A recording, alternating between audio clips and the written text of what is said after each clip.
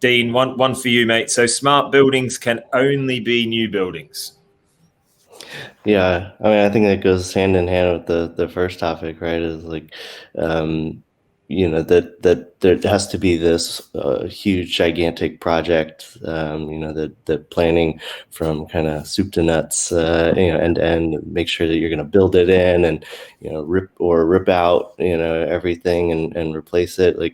Like, no, you can retrofit and, just again, based on the technologies that are available to us now, radio communications, like even spectrum, and the radio frequencies that weren't open to hobbyists and stuff like that, even 10 years ago, are making deployments much easier.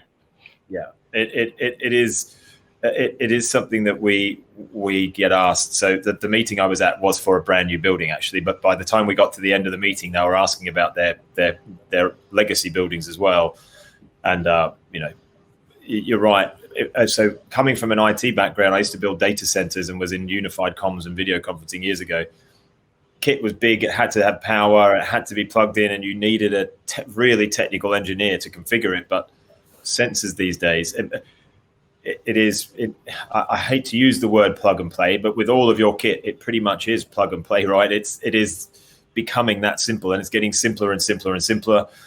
Your battery life, especially with, the guys at DT, 15 years, I know if you stick it on really hot stuff, the battery life depletes, but you're still getting 3 to 5, Dean, your sensor does a huge amount and still has a great 3-4 hour battery life if you want to move it around. And Mateus, we've got your sensors deployed.